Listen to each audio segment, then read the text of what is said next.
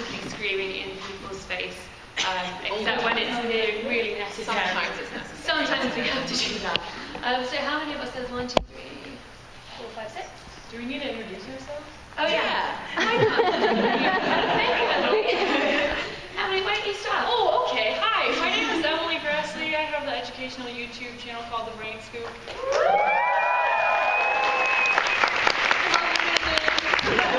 And then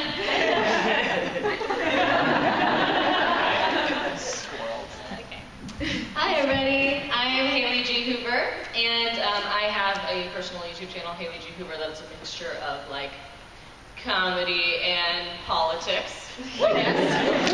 And I work for a YouTube company called What's Trending. Hi, I'm AKILAH, and my voice is so gross today. I have a YouTube channel called Smoothie Freak, and it's like sketch comedy and social commentary, and most of you probably know me from the panel the other day. So.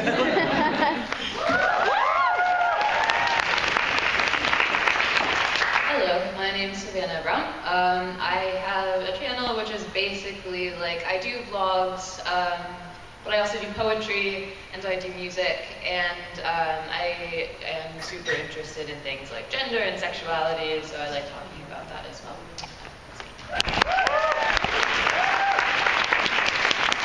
Hello, my name is Lex. I have a YouTube channel called Tyrannosaurus Lex. Forgot it for a second, it's a long word. With 3 X's. And 3 X's, which have no significance. And I make comedy in theory, and I am also interested in the things that matter to me, which are also things like gender.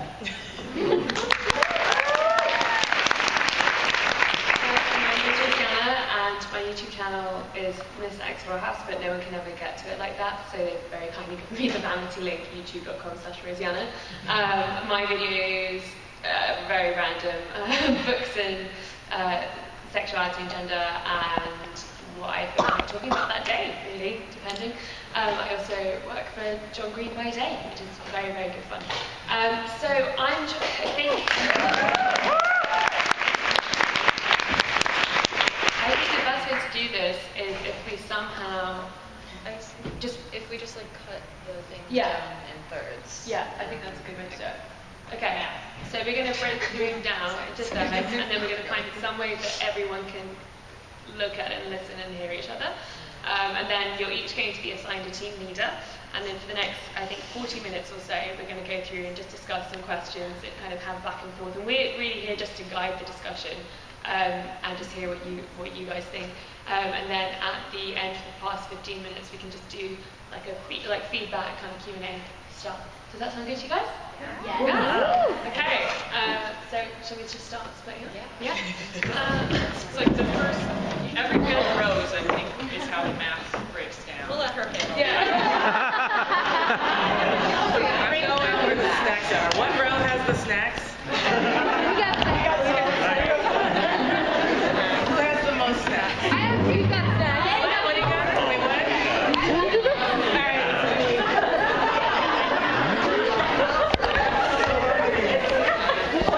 Are we all just gonna? Why did it on my bag?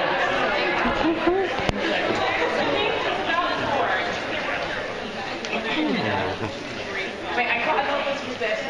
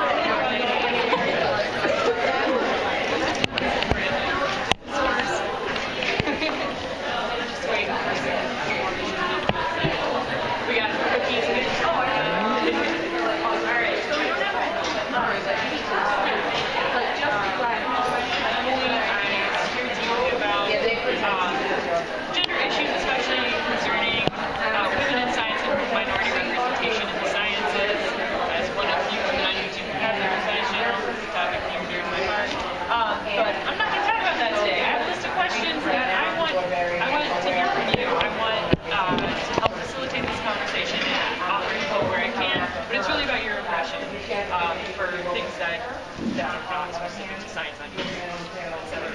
It's so unstructured, which is fine. So I got a list of questions, and I'm gonna start. Number one, from you guys, what suggestions can you give on the best way to go about opening a dialogue about race, gender, and sexism on the internet? And yeah. What suggestions? Sorry, I have a headache and my brain is fried. VidCon's hard. What suggestions can you give on the best way to go about opening a dialogue about race, gender, and sexism on the internet? These are challenging things to talk about. What do? Do you just go on Twitter and you're like, let's talk about race today? Normally I like to pick fights with people. Just like the really uneducated ones that are like, you know when you come across the people that are on like Twitter and they're like, wow, women want rights? And you're like, are those constructive? Normally I try to, whenever I do it, I try to, it's always a debate. It's never like I'm cursing them out. Like I never ever want to look like, when you're in a debate, you never want to like look like you're weak by like spewing curse words and making it really personal. But I always try to educate people who don't understand things, especially with homosexual rights and transgender rights and all of the different things too. It's really good to just try to educate people. And then on Twitter, like if you're on Twitter, people will see what you're saying and other people can get educated by that as well. So I'm always wondering, like, how are these one-way conversations that kind of like you start a dialogue with somebody, they're wrong, and you try to educate them, and then what? Like, do you do a follow-up later? Do you check back on the movie like 6 weeks and see if that video? Yeah, sometimes, just to see. And sometimes it does. Sometimes people really do like change their impression on things. Like when people say like they're not a feminist because they don't understand what it means, and I think that's a really big thing. Yeah. They're like, oh, well, feminists are these crazy men-hating psychopaths, and it's all about equal rights. So that's why I mean, like, it was just shocking to see how people don't understand it, and it means a lot to like try to educate them or try to explain to them and be like, here's some articles you should totally read. You know, 'cause it'll help you. I would say educate's still a pretty vague word, though. Yeah. So what do you do to educate? I mean, I send articles and I try to just talk about, I mean, me personally, I just send like articles and links about things like that talk about what feminism really is and like what's, you know, the good things about it. So normally that's what I mean by educate, and I talk about those topics. So yeah. What about, yeah. One time, last year I tried to make a quiz on feminism, like trying to say, like, okay, this is what it actually is. This is the stereotype. And it was immediately the most popular video. And also, I got the most comments, which 95% 95% of which were not great.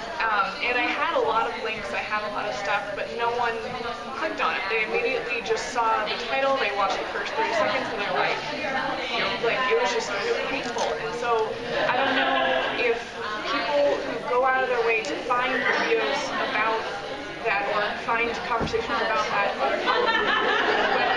really willing to do the research. They've already made their they've already made a decision to like stand their ground. Like this is not a debate they're willing to have. This is an argument that they want to make, and they're all about like yelling in your face. They don't want to educate themselves. So I don't know how to. It's really hard to tell the difference, I think, between people who are genuinely like don't understand and like people who just want to troll you. Especially on the internet where you can't really tell. Yeah, do you think that people who naturally have a vitriolic kind of attitude towards women who openly, or any women or men, people who are openly talking about feminism, gender, and race issues, do you think, I mean, and we know that there are people who just look for those things to pop up, to latch onto, and then to try to take control of the conversation, to bring it back to meninism or whatever agenda, racist, bigoted agenda that they have. You know, so how do we control for that as you as creators, because I know you guys are creators, and feel free to introduce yourself and say what your channel is about. Like this is about you guys sharing your experiences. How do you take control of that conversation again? To redirect it back to the I ask questions. I try to figure out what they are before I figure out how I'm going to talk to them. Because for me, sometimes asking them questions to like find out what they really think of women or, you know, whatever it is, that will help me figure out how to discuss it with them that's best for them. And that, I think, their attitude can come out in their answers to questions. I definitely think it's really important to consider the other perspective of the person that's happening, because in some way they've been conditioned to see things in a specific way. So if we can understand, I think, where they're coming from and why they see something as they do, whether they don't understand the definition of feminism or they're getting their sources of feminism are wrong, they're understanding it from somewhere else that's not a very credible source. I think playing devil's advocate with them and understanding that it's not always you're right, I'm wrong, it's not always just this battle back and forth of us versus them. We can be empathetic and understand the perspectives. We can see like, oh yeah, I never considered that perspective before. I was going to say, I think it's a lot about just gently bringing people along and building empathy. It's a very slow and frustrating way to do things because you see somebody and they're wrong and you want to be like, you're wrong.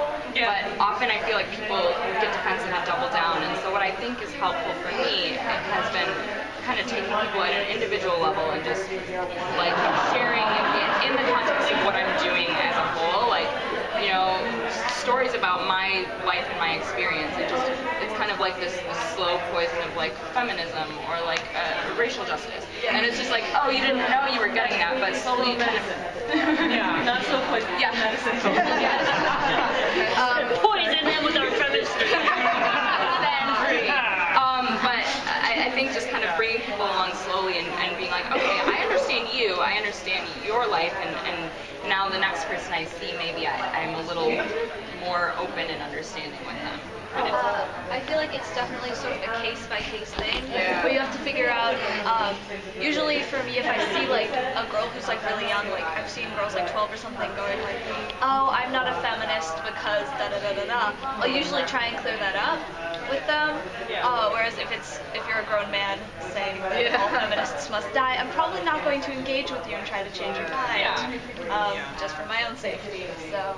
I always like to think about like the whole person behind what they're saying, because in my daily life, I encounter people and I know people, you know, even people I consider friends and family who don't consider, like guys who really don't consider themselves feminists, and when I've brought up that discussion, it's always been, no, like that's not really feminism, what you believe in equal rights, that's not feminism, and you're trying to educate very, very slowly over the course of years, is exhausting, but does work in some cases, and so I think it really helps me to see, if I see something where someone's being, you know, hateful, or commenting things that aren't true about feminism, to really think about the whole person behind that.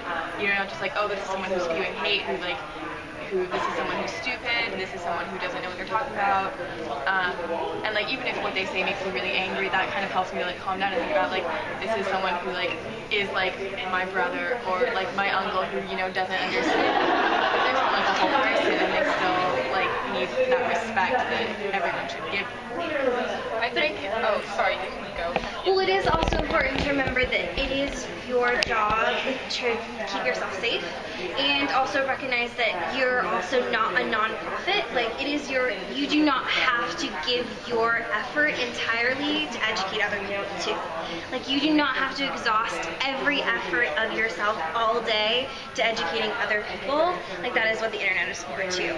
So like, I want you to be a part of those collaborative like discussions and help engage in those conversations, because I think calling people out and engaging those things does not have to be like as violent of a connotation as we give it sometimes, because I think engaging in those conversations means you can and you need to do better, and that's like an encouraging thing. But sometimes I think there's this expectation that if someone comments on something, you feel like you have to respond and you have to give all these links and like all of these things, when like they can also do that research too. Like, you have to put yourself first and you have to take care of yourself too.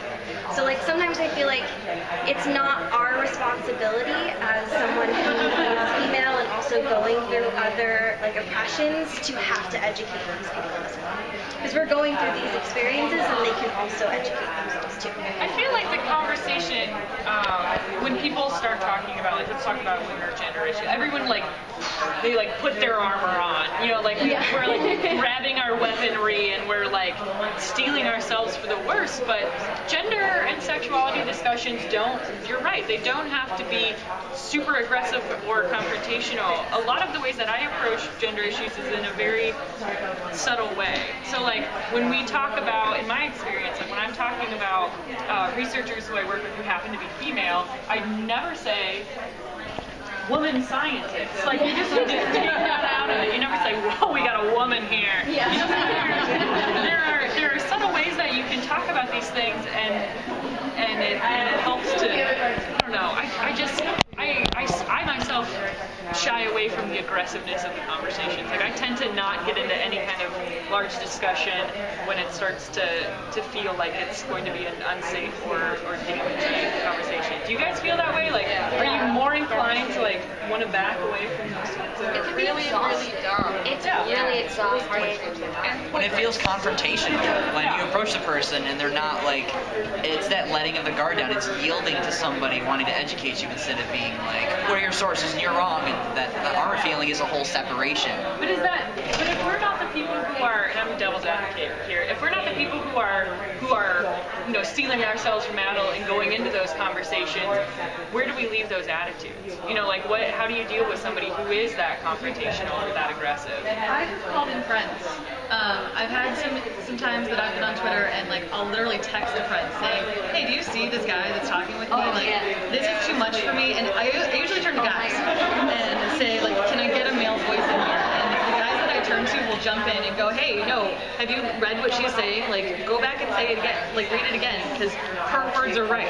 Do you think that we need a male voice? Well, it's usually that I need another voice, and I try to go that route because it's another approach. I think a lot of times, like, I mean, I've seen conversations where it's like there'll be like 4 people tagged in like a Twitter conversation, and the person who's like coming, you know, like attack. I don't like using the word attacking, but like coming at that like negative approach, they'll usually end up ignoring the guy because they want to pick a fight with the woman, or they'll end up only listening to the guy because they don't want to listen to the opinion of the woman.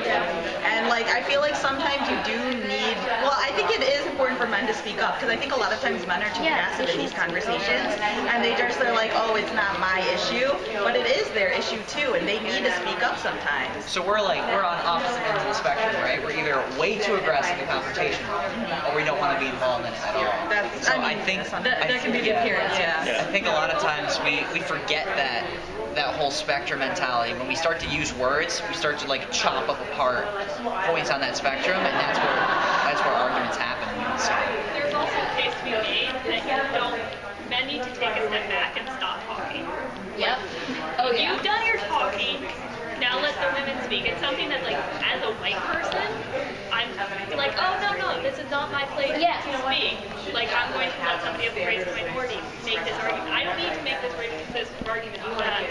But, like, I saw an article on Twitter tweeted out by a very feminist activist, and it was the article saying, as a feminist man, here is what I look for in women. And it was kind of typical dating argument. And it was kind of like a typical dating, like, kind of like, you know, you want an equal relationship. It wasn't anything horrible, but because it was coming from a man, it's like, you don't need to be saying this. We're already saying this. Listen to us saying this. So there's this weird divide where it's like, yes, you need the supporters, and yes, you need male supporters to kind of be on that side, but at the same time, they also need to be conscious of when am I talking over somebody else. It's a very tough position. That's a great segue to this next question. At RoboSlap asked, as a woman of color, I often find myself struggling between white feminism and patriarchal anti-racism movements. How do you feel? Does that question make sense? Yeah, I feel like the walls. What was that? I was going to say something. I mean, I think as a white female, like, I mean, I always want to stand up for everyone because I never thought, as a person, I never thought any of this mattered. Like, I never thought being a male, I didn't even realize that the wage gap existed until like 4 or 5 months ago, and I was like, are you serious? Like, there's actually something that I can do the same thing as this guy, and I can't get paid. I was furious, so I went and educated myself like crazy. So, and I never thought, like, you know, why would someone of color have different rights than me? Like, why is that fair? So I would always I guess I'd try to stand up for that in a way where I was like, really, you need to listen. Like, I didn't want to overstep my boundaries, obviously, but I mean, I stand really firmly against people being against that, you know? So I don't ever know how to really approach it, though, in the right way without being like, well, you're a white girl, you don't get it. So I'm glad that you brought up wage gap because for the longest time I just thought that it was everyone talks about the fact that we make less than men, but we don't talk about the fact that women of color make less than white women. Yeah. That's kind of where and this came out, and I just, Sandra, what was her last name? Plain? Yes, like this came out, this big discussion about like white feminism, quote unquote, where there's a tendency to, for feminists to talk about the gender wage gap, like, oh, me as like a privileged white woman, I'm not getting as much as my privileged white male counterpart. But how are we addressing like the root of the feminism and racism conversations when there is still such a massive disparity between white people, frankly, and people of color? Like, and these are like, I start sweating having these conversations because I'm by no means any kind of expert. I'm just trying to facilitate your guys'. I think that's the thing though. It's like race is really hard to talk about because there's so much like just anxiety around it in general. And I think one reason why feminism is like becoming popular and people are really talking about it is because we've made ourselves feel more comfortable talking about that. And I'm sure that was not the case decades ago, is that people started getting cold sweats talking about feminism. So yeah, I think just talking about it more, making it be a conversation that people feel like okay having and bringing up. That too. Like I kind of find in my daily life that race plays a much bigger part than my gender, although they both are really big. So like I want people to be sure that they see that in people. Like it's the whole thing about don't be colorblind, right? Don't be like, oh, we're all women, like the whole Twitter thing with Taylor Swift and whatever. Like don't be like, oh, we're all women, we need to band together. It's like you still need to lift other women up that aren't even where you are, and do your homework. Like go read the Feminist Books for White Women hashtag. Like just educate yourself, because like as you were saying, it's not always. I mean, I don't always want to spend all my time trying to educate people, and there's a a lot out there that you can find, and then just lift women of color up, you know, in the conversations that you're having about all sorts of women's issues. Make sure you're including women of color in that. Yeah, I think a big thing is just like men have to realize like they can't speak over women. Like white women need to realize that there's times when like people of color need to be lifted up and their voices need to be raised, and they're going to talk about completely different things that you might not realize is a thing until you hear about it from someone else. I think it's like just we all have different privileges, and we all need to always be aware of that, and we need to like widen our scope of who we're listening to, because I think a lot of times we end up listening to same voices or like a very like homogenous group of people, and that's where the problems lie, because you don't hear from a variety of experiences. So how do we find those voices, and how do you have any ways that how do we like lift those voices up? And this is a question for anybody. How do you go about identifying those people? I don't know exactly how to identify, but I think it's definitely important to just start talking about it more, because my most successful videos when I made about a thesis paper I did on Riot Girl, and I talked a little bit in the video about how the representation of Riot Girl tended to be white women, and there were women of color in the Riot Girl movement, but they weren't represented as much and they weren't talked about. So I'm trying. That's what I'm trying to do, is just talk about it more and point out names of people who were involved. I know it's hard. Yeah. It's hard, like you were saying, to talk about it. We just have to become more comfortable with ourselves to start talking about these issues, and then I think a lot of that opens up. Yeah, I think a lot of us have a platform that we don't realize we have. So like a big thing I've been doing this year is like trying to bring in more voices that I can listen to, that I can amplify. So it's either like widening the number of people who I follow on Twitter, like looking for people of color to follow, looking for people who have different experiences than I do, you know, different genders and sexualities, looking for books and like stories from people who are like, that cover either like a minority, some sort of background, or like writers who are minorities, things like that. I think it's like a lot of it is up to us to like seek that stuff out, because no one's going to hand it to us on a platter. I agree with that. This made me think of something that came up to me just the other day. I got an email from somebody who was writing an article about science rock stars on YouTube, and they said specifically in there, like, you know, we have a lot of male voices in this, but we really needed a female voice, so could you talk about it? And at first blush, if you don't get a lot of these emails, you're like, oh, I'm flattered I'd be a part of it. But where I automatically ignore these emails is that the only reason they reach out to me is because I'm a woman, not because I'm respected in my field, not because I'm an expert in these topics. Do you guys ever deal with that? Do you ever feel like somebody is like identifying you and being like, you, woman, you, person of color? I want you, not because I think you have an expert opinion, but because we need that minority voice or whatever. Does that happen? I take advantage of those situations. I take advantage. I mean, sometimes I know that I'm being like picked on because I'm brown, and I'm like, part of me's like irritated because I'm like, but I'm also just like, I also do have to talk about it, so I'm okay being called out. But then I also try to point out other people, be like, check out these people too. They're really great. They have opinions. They're worth checking out. Are there conversations where it's okay to be called out because you're like where someone realizes this conversation lacks a woman's perspective, so we need to ask you as a woman, what's your perspective? I think maybe not in your case, but really in conversations. There's a certain way that you approach those sorts of things, and for me, I'm just hypersensitive to it because I'm always questioning why I'm asked to do something. Like, I was the token woman on the education panel this year, and I always wonder, like, my channel is nowhere near the leads of these men who I'm sitting alongside with, and I'm very flattered to be there, but I by no means represent science women everywhere. So, like, I'm very sensitive to that kind of thing because I don't want to be seen representing a whole field just because I'm the token woman.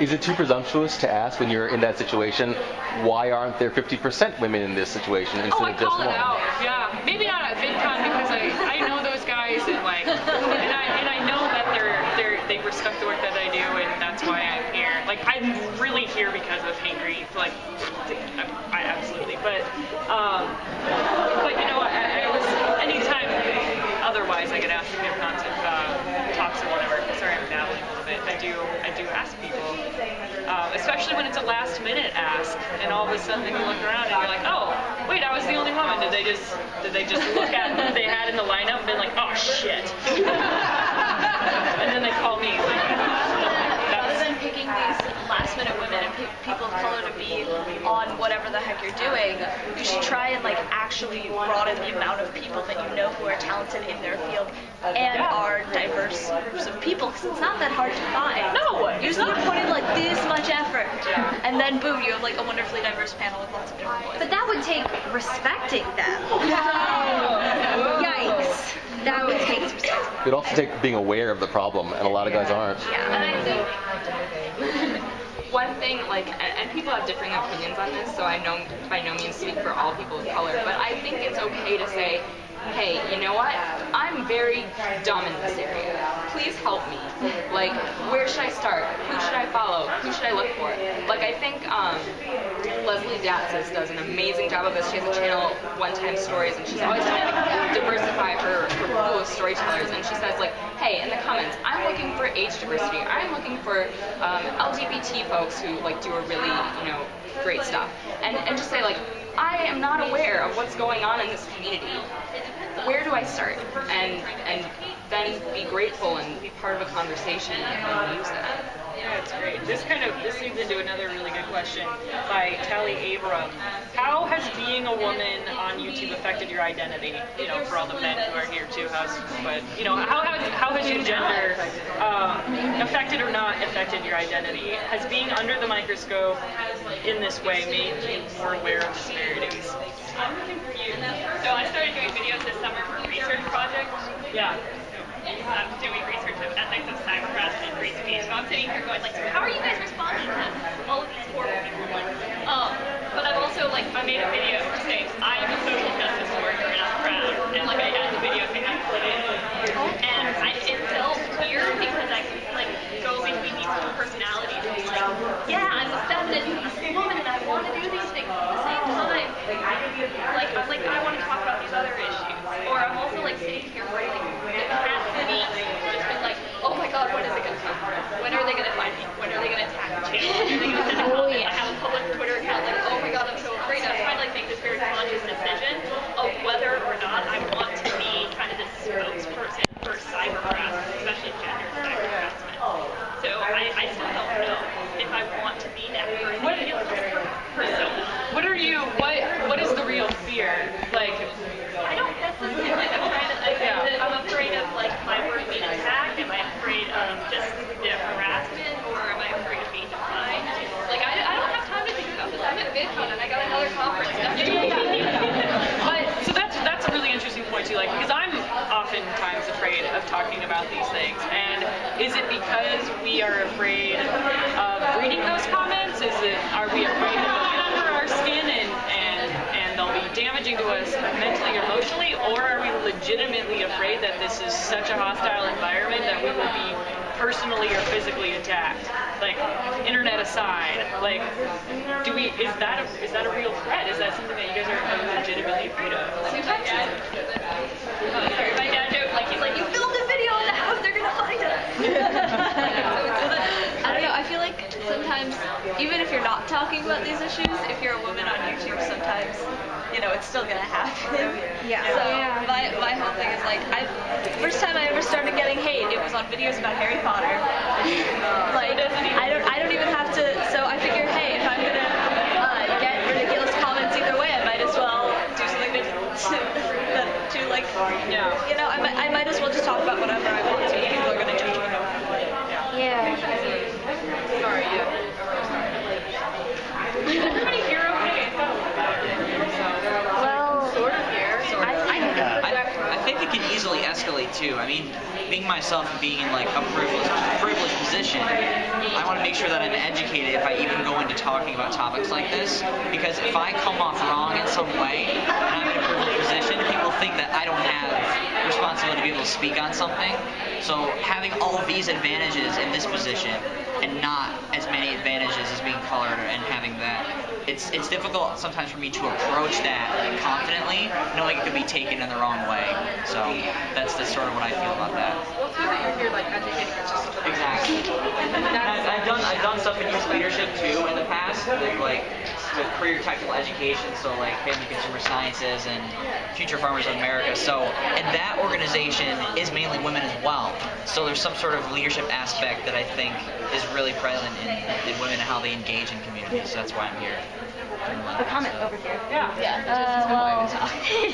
Before I said that, one of my most popular videos I ever made was about sandpaper, and that was the most I ever got hate ever. It's like 4,000 views. For someone small like me, that's a lot. So I think it's a mixture of all three of these things, like especially with the whole Anita Sarkeesian and Gamergate situation. Like I'm constantly afraid, especially when I talk about feminism, and not even because I know how scary these people can be, and it's just like, but it's also important to talk about it. I don't know. It's just well, I know that being a girl on YouTube, and I'm sure a lot of you guys can relate to it. A lot, if you look at, like, I'm a comedian on YouTube. Like, that's what I like to make funny videos. And I don't normally talk about, I haven't found the right way to approach making a video on feminism, because I really do want to talk about it, but I don't know how.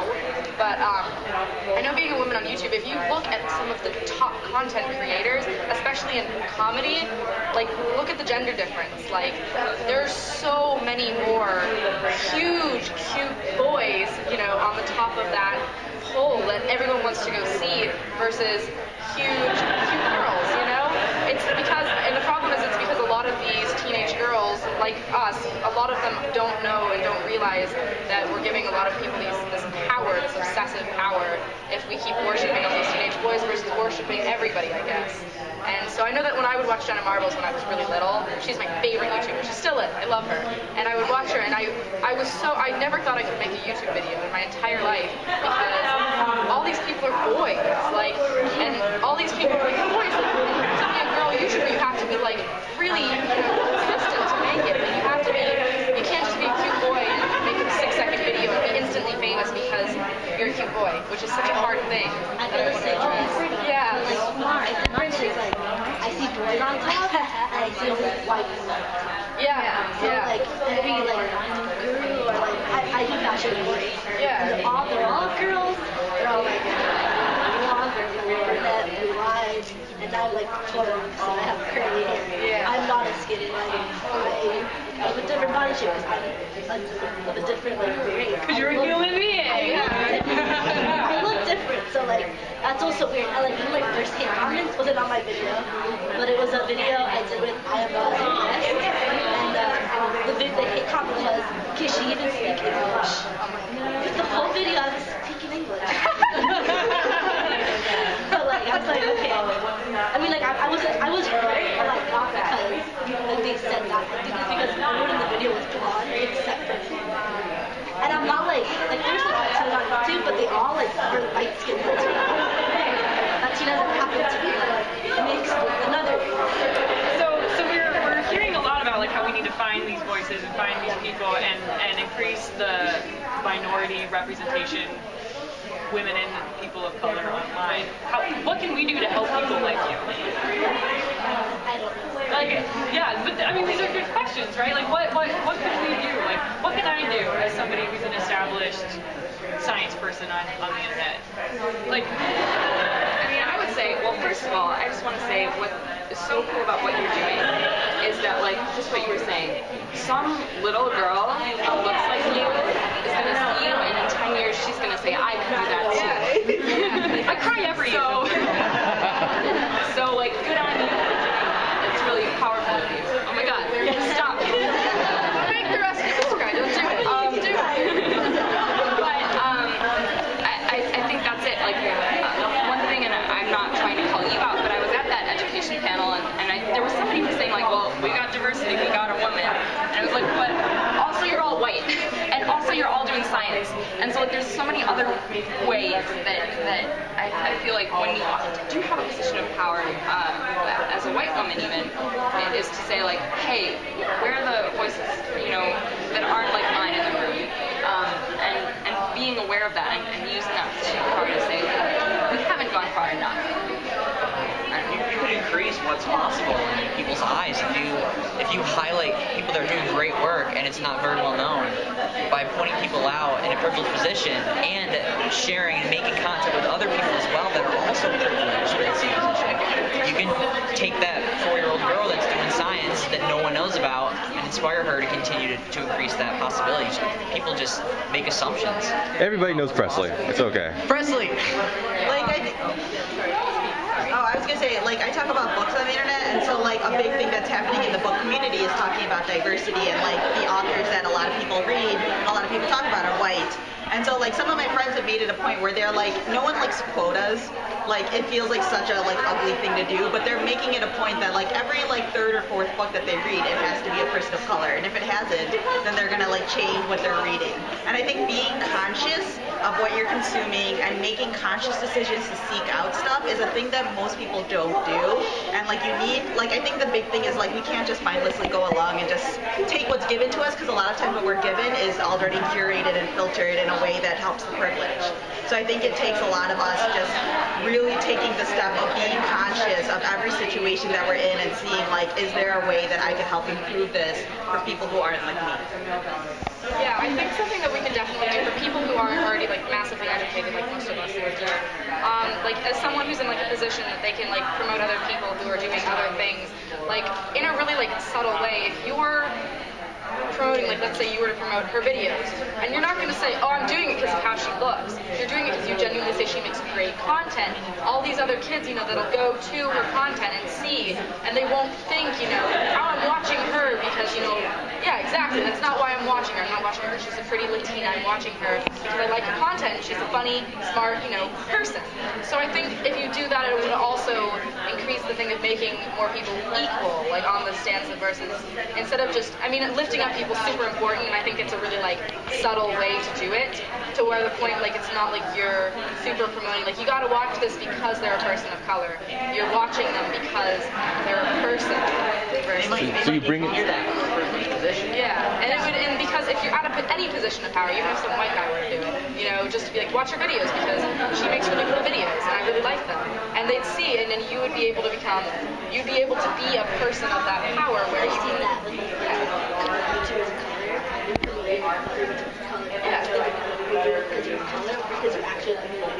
That's really, it's a really tricky thing, like, as I kind of got to think about this for a second. When I'm creating videos, I do make a point to identify the women scientists that I work with in order to show that diversity in the sciences. But that's kind of where I, as a science YouTuber, I'm probably not going to promote any beauty blogger. Yeah. How do we go about, like, within our own fields, like, identifying those people? And because I don't know, it's just, I find it to be it's hard to talk about, clearly, because I'm blabbering, but I do wonder about that too. When you go to look for the stuff that you consume, do you purposely look for, within this field of science that you're working in, do you look for the diversity that you don't see around you? Like, do you look for women of color scientists? Right, absolutely, I do. I seek it out, but the problem is that, like, so at the Field Museum, I'm kind of limited to the staff that we have who are hired, and it turns out that the staff that we have who are hired are senior research scientists who are mostly male, mostly white. So that's the pool that I'm picking from. So then you do have to go down, and the problem is with academia, at least, it's really hard to get a better saturation of women who are as experienced in the field because they just haven't been able to go as far. So that's a huge complicated thing that I deal with too, with wanting the expert voices and having a limited pool to pick from. Well, I think this is something that I actually, like, in my job, I work for a nonprofit, and we've been very conscious of, like, how do we get more people to come on our board, and it's always like, well, we usually, they're like CEOs, and if you look around at CEOs, they're white men. So then you have to step back and say, like, the first question before that is, why are they all white men? Like, if you only can pick from the senior researchers where you work, I mean, it's hard. It is really, really hard to put yourself in a position to go to, you know, the people who are doing the hiring and say, why is this the case? But I think that that's kind of, because they'll tell you that they picked the best applicant, and so, like, then you get to the point and you're like, well, we gotta go lower. So if I can't talk to the senior research staff, I gotta go to the junior research staff. Still not seeing it there. I gotta go to the graduate students. Still not seeing it there. And I found it. You gotta go to middle school. You gotta go all the way back to middle school to figure out how you can get the best representation of anybody involved in this field, because it is at that age. Yeah, that's when they start being socialized. Yeah. Which is like, I feel like that happened to me. I used to really love science. Guess who was an English major? But I think... Attention, VidCon workshop, you have 15 minutes. You're welcome.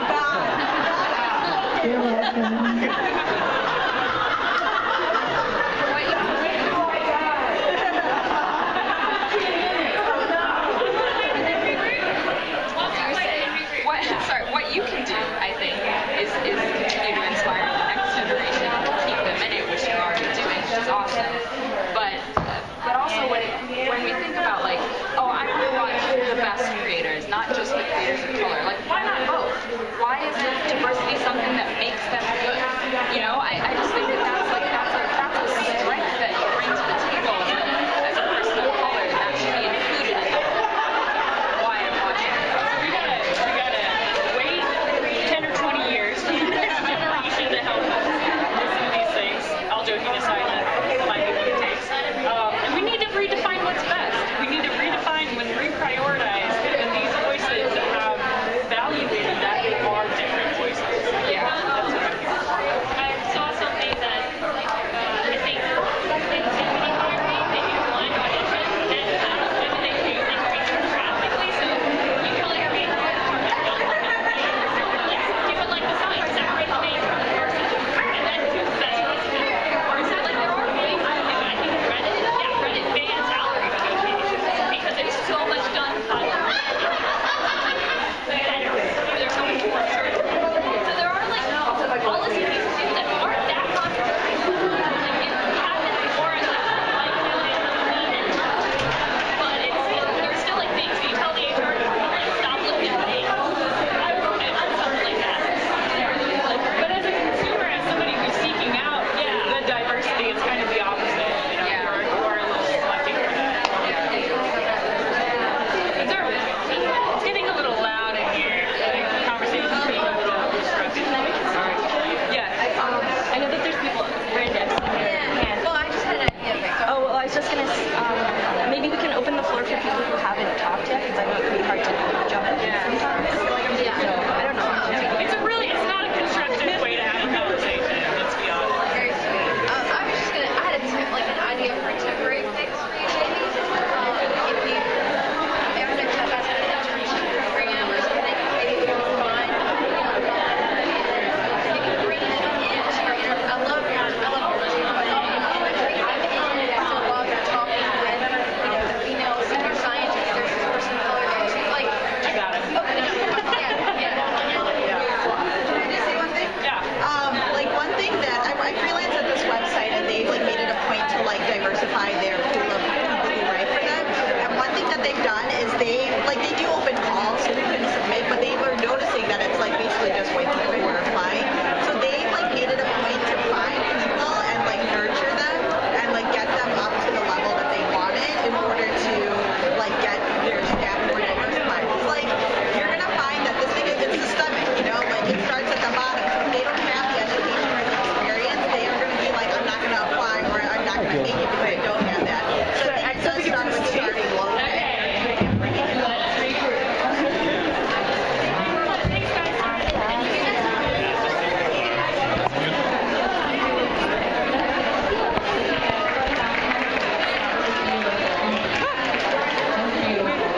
My chair's gone.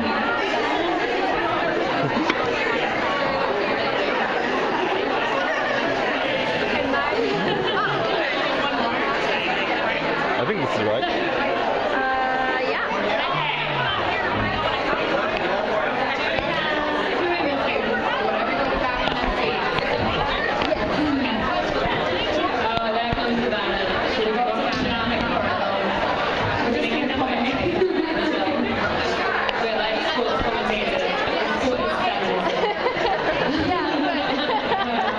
We got 11 minutes. We can move on.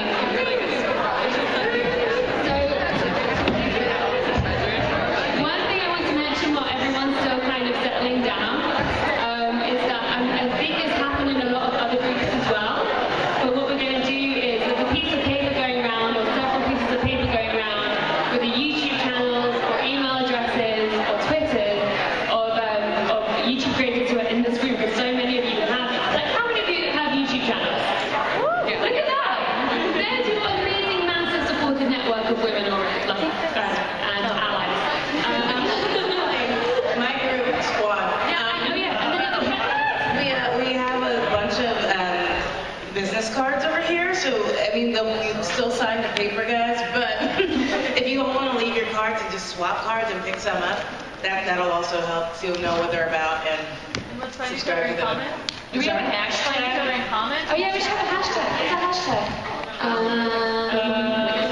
And everyone has to send one out or you can't leave the room. Women on YouTube? All of that, please. Okay. Okay, now, so there's a piece of paper going around where everyone can write their YouTube channel, email address, Twitter. It's right where the hand is at the moment. There's also a nice little part where you can put down your business cards and pick them up if you have business cards in your YouTube channel. Somebody else's business card, don't just put yours down and pick it up again. Well, I mean, you could. It's a free country. Kind of. Thanks for having me, America. And what was the last one? Oh yeah, hashtag. Let's just use women on YouTube, and then we can kind of keep the discussion really alive there. And if you want to connect with people, it'll be really fun, and we can all follow up. I recommend you say women on YouTube, and then write a little bit about what your channel is. Like what kind of videos you make. I like that a lot. Add a link. Yeah, link to your channel and the hashtag. Find your people, find your group, love each other. Was this constructive? Yeah. Okay.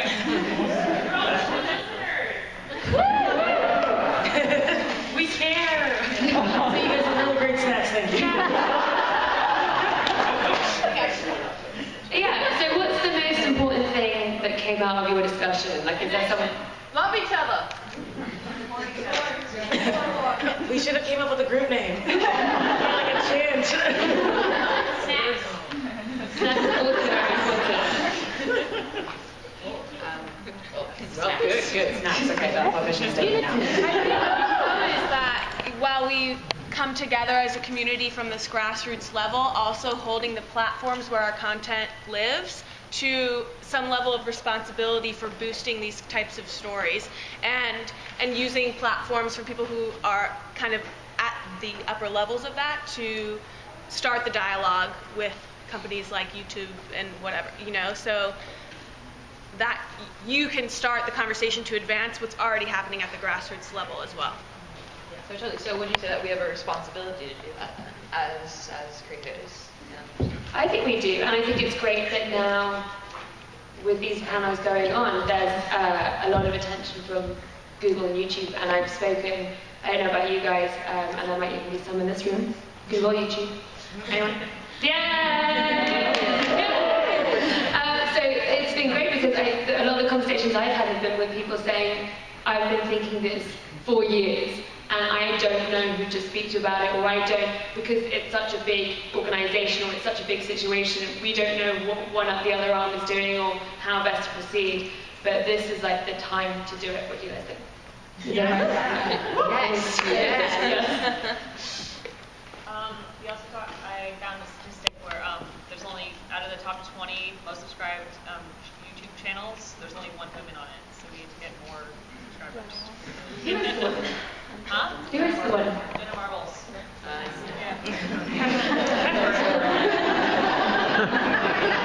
Get more subscribers. And how do you guys think the best way to support each other going forward is? What do you think are the most positive steps that we can take to all support each other? Share content. Yes. Share content from people who do not look exactly like you.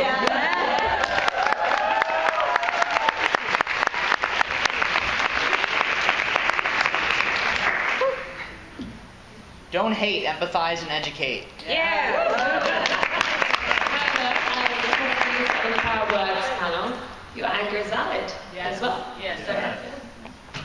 Just like it was brought up in our little subgroup also, but sometimes you see something and you appreciate it, but also going the extra mile and making sure you comment and like and share just because you know that it's someone that you can help out and promote, just making sure that you're being mindful of, hey, this person needs my support, and doing that.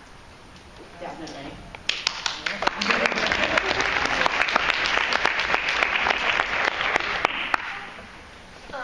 A big theme overall at VidCon has been collaborating. So collaborating also will help. And you might be able to tie in two different types of genres that are related indirectly for completely different audiences that might be interested in two separate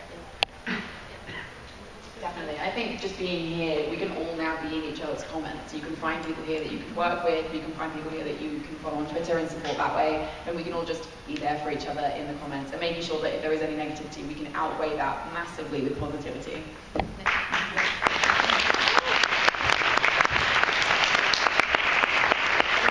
talked about in our little group too to like check yourself. Make sure you're watching women. Make sure you're watching, make sure you're watching women of color. Make sure you're like listening to female musicians. You know, just constantly check yourself to make sure you are doing this, because it's so easy to get caught up in like, oh, it's all men, everything's men, and like, you know, so just make sure you're aware of like the things you're consuming, I guess, and make sure you're giving support to other female creators.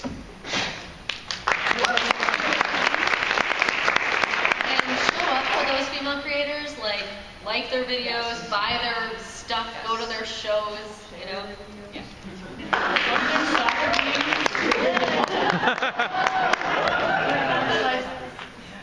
I think, yeah. I mean, my group was pretty chill. Sorry, there's one over here. Squad. You have something to say. Yes. You said there's a paper going around with everyone's channel written on it. Take a picture, post it to Instagram, tag everyone. Yeah.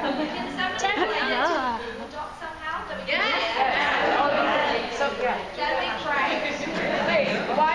Maybe someone up here who has a Twitter that most people know, maybe we make a Google Doc that's a public link, you just post it and then we all go in there. Now, it opens it up for people getting crazy, but the paper at the end can do some damage, guys.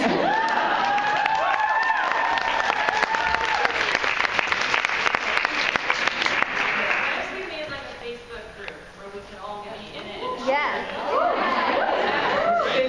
so a bunch of dudes don't show up. Yeah.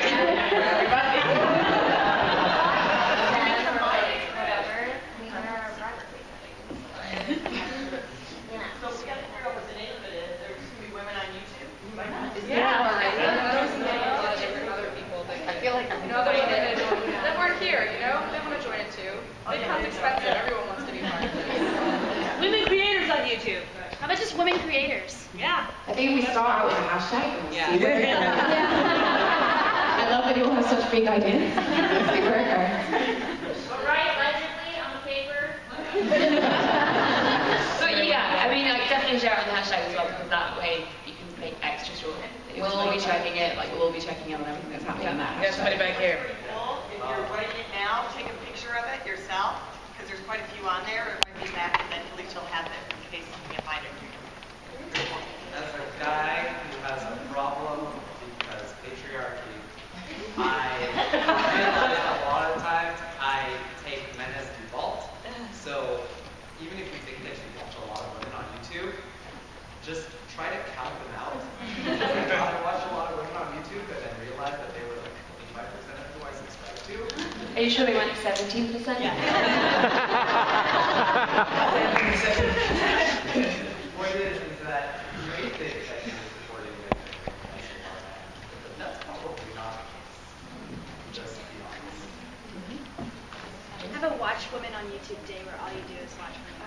Ooh, yes. Can we make it like an annual holiday? Yeah.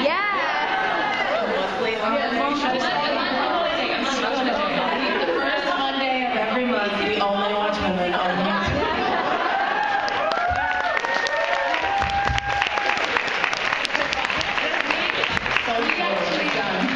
We have to wrap that up, but I have to say thank you so